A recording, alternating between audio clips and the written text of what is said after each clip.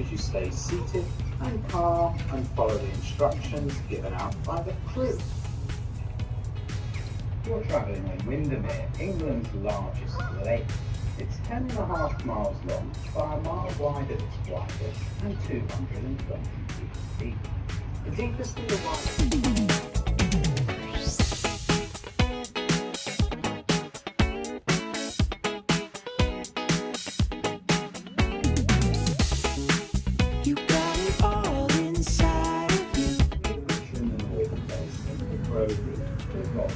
And the track that pathway up the northern basin. There's only one main river that feeds the lake in the southern basin, and that's the river Easy Bay, and that's 11 miles south of Curwen. And the lake flows down to the lakeside where it becomes the River Leven. It drops 130 feet over 5 miles out into Morecambe Bay and on out into the Irish Sea. Experts tell us it takes between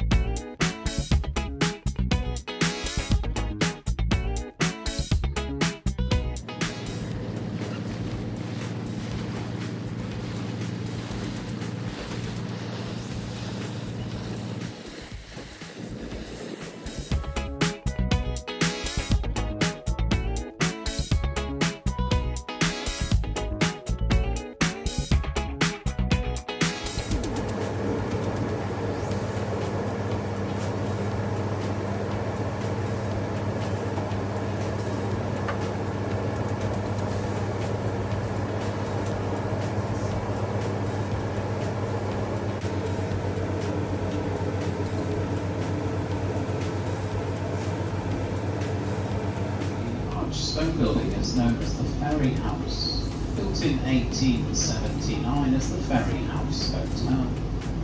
It was built to give passengers who missed the last ferry somewhere to stay so they could collect the first ferry in the morning. Water Biological Association from the early 1950s to the 1990s when they moved to the annex alongside. And then it became 13 luxury apartments.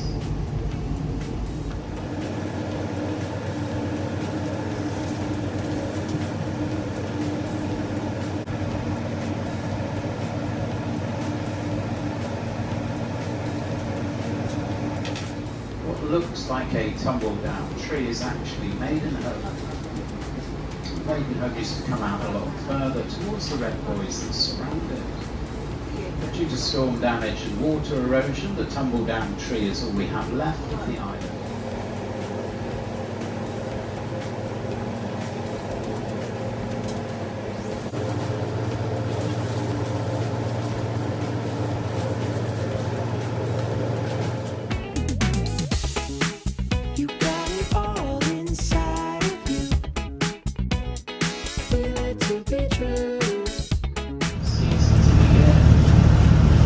Yellow glass for summer, orange for autumn, a light green for a spring day, light blue for a winter's day, even a dark blue for a moonlit night, and a lilac blue. And when you dance, I'm in the group. Marking shallow water less than 2 meters, the poles are marking rocks. And the rocks in this part of the lake have some unusual names. We've got oven bottom, bullhead, chicken rock, and even hen rock.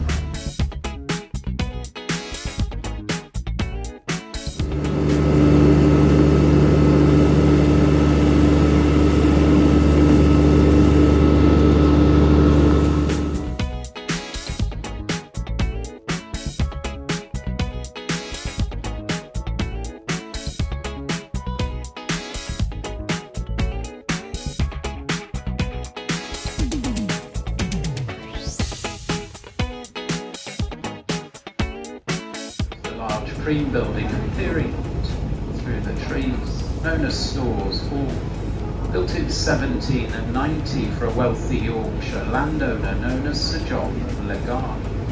By 1804 it was the property of a David John Constable, and she stayed in a cottage in the grounds of Stores in 1806. By 1808, it was the property of a wealthy shipping merchant from Liverpool known as John Bolton. And then in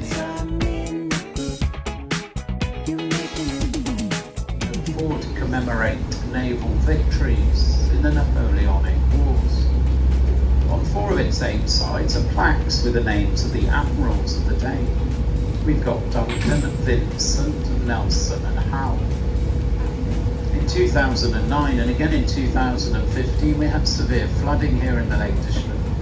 To give you an idea how high the water rose, it actually covered the arches on the temple. All that was visible above the water was the wooden section at the top, and it stayed at that level for a few days before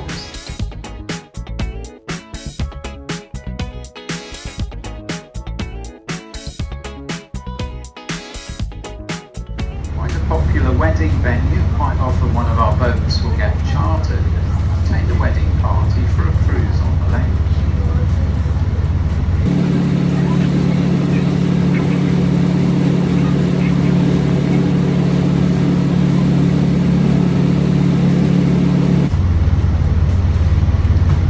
So most of the properties along this shoreline are privately owned. They're private residents.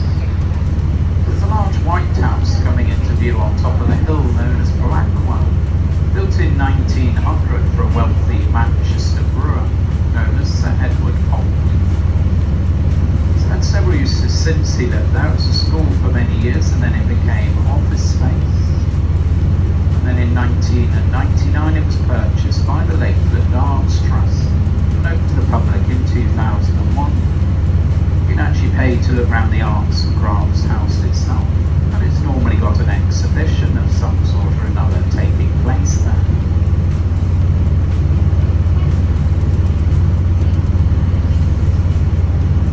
To give you another idea how high the water rose in the floods, looking over to the right you see what looks like a bungalow with a boathouse attached to it.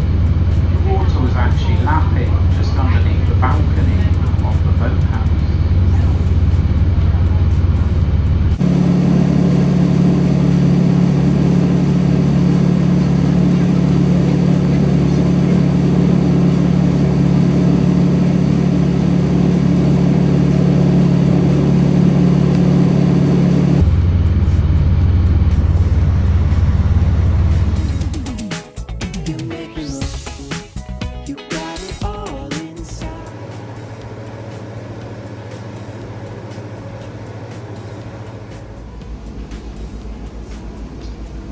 Looking ahead of us over the left, you've got the last 2 islands on this island cruise. The first island to come into view is the island of Snakehole. Towards the end of Belle Isle is the island of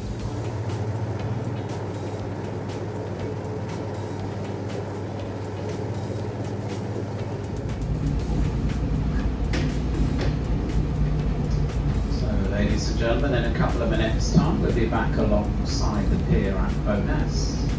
In the interest of safety, if I could ask you to stay seated until we're fully